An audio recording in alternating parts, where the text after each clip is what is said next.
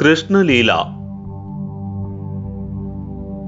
இந்த வாழ்க்கையே சுவாரஸ்யமானதொரு விளையாட்டாக, ஓர் ஆனந்த லீலையாக இருக்க வேண்டுமெனில் நாம் என்ன செய்ய வேண்டும்? கிருஷ்ணன் தனக்கு நேரம் கிடைத்த போதெல்லாம் தான் சந்தித்த மனிதர்கள் அனைவரிடமும் பரிவோடும் அன்போடும் இருந்தான். அவனுக்கு நேரம் இல்லாத போதிலும் தன்னால் இயன்ற அளவு மற்றவர் பால் அன்பு பூண்டிருந்தான், பரிவு காட்டினான், கரிசனம் கொண்டான். ஆனால் அவனை சுற்றி இருந்தவர்களோ எதிலும் நிறைவு கொள்ளாதவர்களாக இருந்தார்கள். அப்படிப்பட்ட அவர்கள் எப்போதும் கிருஷ்ணன் இதன் மேல் கவனம் செலுத்தவில்லை, இவனை உதாசீனப்படுத்தி விட்டான், அவளை அரவணைக்கவில்லை என்று அவன் மீது புகார் பட்டியலை வாசித்தபடி இருந்தார்கள். மற்றவர்கள் குறைபட்டு புலம்பியது போல் அவன் எந்த தருணத்திலும் விட்டேற்றியாக, அக்கறையற்றவனாக நடந்து கொண்டதே இல்லை.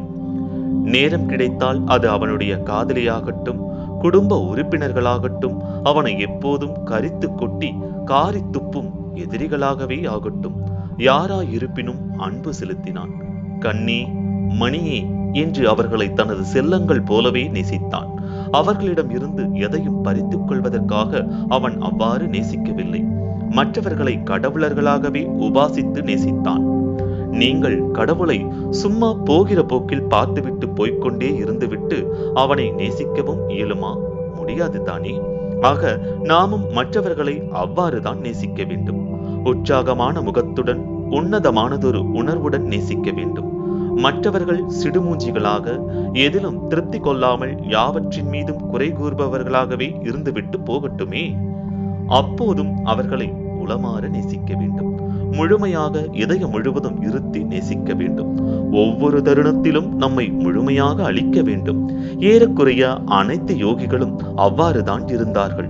தங்களுடையது அனைத்தையும் மட்டுமல்லாமல் தங்களையுமே முழுமையாக வழங்கினார்கள். யோகிகளை பற்றி குறிப்பிடும் போது, யோகிகளுக்கெல்லாம் ஆதி யோகி சிவன் தானே, அவனும் அப்படித்தான் இருந்தானா என்று யாரும் கேட்டுவிடாதீர்கள். சிவன் யாரை பற்றியும் எதை பற்றியும் கவலைப்பட்டதே இல்லை. அவன் தனக்குள்ளேயே முழுமையாக ஈர்க்கப்பட்டிருப்பவன். அவனை பொறுத்தவரையில் நான், நீ, அவன், அவள், பிறர் என்னும் பாகுபாடெல்லாம் இருந்ததே இல்லை. அவன் அவன் மட்டுமே. கிருஷ்ணனோ இந்த உலகத்தை சார்ந்தவன். கிருஷ்ணனோ இந்த உலகை சார்ந்தவன். இந்த உலகை மையமாக கொண்டே அவனது வாழ்க்கை உயிர்ப்புடன் விளங்கியது. அவனுக்கு மண்ணுலகில் ஆற்ற வேண்டியதொரு மகத்தானதொரு பணி இருந்தது. அதன் நிமித்தம்தான் அவன் இந்த உலகுக்கே வந்தான். எனவே அவனது செயல்பாடுகள் எல்லாம் முற்றிலும் வேறு மாதிரியாகத்தான் இருந்தன. அவன் முழுமையாக வேறொரு தளத்தில் இயங்கினான். லீலையை பொறுத்த மட்டிலும் முக்கியமானதொரு செய்தி என்ன தெரியுமா? எந்த விளையாட்டாக இருப்பினும் அதில் கவனம் வைக்காமல் உங்களால் விளையாடவே முடியாது. ஒரு முழு வாழ்க்கையுமே கவனமின்றி உங்களால் வாழ்ந்துவிட முடியும். ஆனால் ஒரு விளையாட்டை அதில் கவனம் வைக்காமல் விளையாடவே முடியாது. அவ்வாறு விளையாடினால் அந்த ஆட்டத்தில் நம்மால் நிலைத்திருக்க முடியாது அல்லவா? எனவே வாழ்க்கையே ஒரு விளையாட்டாக, மகிழ்ச்சி பொங்கும் லீலையாக இருக்க வேண்டுமெனில் அதில் முழு கவனத்துடன் இருக்க வேண்டும். அக்கறையும் சிரத்தையுமற்ற மனிதர்களும், உணர்வுகளற்ற ஜட மனிதர்களும் தங்களுடைய வாழ்க்கையை விளையாட்டாக வாழ முடியாது. அவர்கள் வாழ்க்கைக்குள் இழுத்துச் செல்லப்படுவார்கள். சூழ்நிலைகளும் விதியுமே அவர்களை இழுத்துச் செல்லும். அவர்களாக தங்கள் வாழ்க்கை பாதையை தேர்ந்தெடுத்து அதில் செல்ல இயலாது. நீங்கள் மகிழ்ச்சியாக இருக்கும் போது உங்களது நடையே ஒரு துள்ளலுடன் தான் இருக்கும், இல்லையா? சும்மா வெறுமனே நடக்கும் போது கூட அந்த துள்ளலான, ஆனந்தமான நடையை மேற்கொள்ள பழகிக் கொள்ளுங்கள். உலக மக்கள் யாவரும் அவ்வாறு துள்ளலாக நடந்தால் வன்முறை என்பதே இருக்காது. கவனித்திருக்கிறீர்களா? நீங்கள் உண்மையிலேயே ஆனந்தமாக இருக்கும் போது உங்களால் யாரையும் காயப்படுத்தவே முடியாது. அந்த சந்தர்ப்பங்களில் யாரையும் காயப்படுத்துவதற்கான திராணியும் உங்களிடம் இருக்காது. மாறாக நீங்கள் துக்கமாக, வேதனையாக, சோகமாக இருக்கும் போதுதான் உங்களை சுற்றி இருக்கும் உயிர்களை காயப்படுத்துவதற்கான, துன்புறுத்துவதற்கான தகுதியை பெறுகிறீர்கள். கிருஷ்ணன் மகத்தானவன். அவனை முன்மாதிரியாக வைத்துக் கொண்டு அவனைப் போலவே வாழ்வதற்கு நீங்கள் என்ன முயற்சிகளை மேற்கொண்டாலும் அவையெல்லாம் போதவே போதாது. அவன் உயிர்ப்புடன் இருந்த காலத்தில் அவனது மகத்துவத்தை அத்தனை பேரும் அறிந்திருந்தார்கள் என்று சொல்வதற்கில்லை. மிகச் சொற்பமான மனிதர்களே அவன் மகத்தானவன் என்பதை அனுபவபூர்வமாக உணர்ந்திருந்தார்கள்.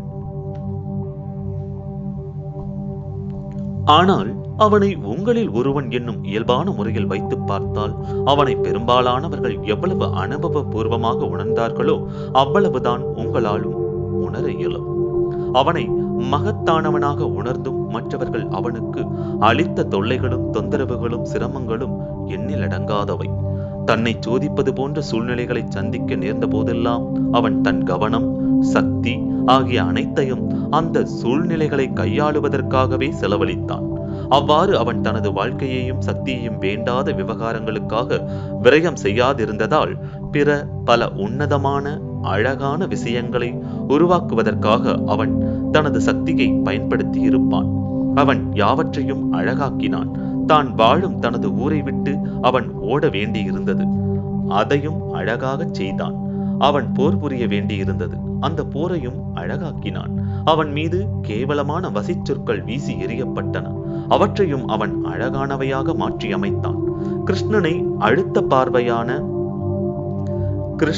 அழுத்த பார்த்த கேவலமான சூழ்நிலைகளை எல்லாம் பொதுவாக மக்கள் சந்திக்க நேர்ந்தால் அவர்கள் ஒரே அடியாக உடைந்து போவார்கள். இந்த மாதிரியான சூழ்நிலைகளை எல்லாம் அவன் சந்திக்காமல் இருந்திருந்தால் அவன் தன்னை சார்ந்த பெரும்பாலான மக்களின் வாழ்க்கையே ஒரு லீலையாக, ஓர் அழகான ருசியான விளையாட்டாக மாற்றியிருப்பான். 3500 ஆண்டுகளுக்கு முன் நடந்தவற்றையெல்லாம் இப்போது எண்ணி வருந்தி பெருமூச்சு விடுவதில் எந்த உபயோகமும் இல்லை. ஆனால் ஒவ்வொரு தலைமுறையும் அதே தவறைத்தான் செய்து கொண்டிருக்கிறது. வாழ்க்கையை கவனமின்றி வாழ்ந்து அதை ஒரு வேதனை களமாக, துயர காடாக மாற்றிக்கொண்டிருக்கிறது. அது இந்த மனிதகுலத்துக்கான சாபக்கேடு. ஆக வாழ்க்கை ஓர் ஆனந்த லீலையாக மாற வேண்டுமெனில் நீங்கள் உங்களது வாழ்க்கையை கிருஷ்ணன் வாழ்ந்தது போலவே வாழ்ந்து பாருங்கள். நன்றி.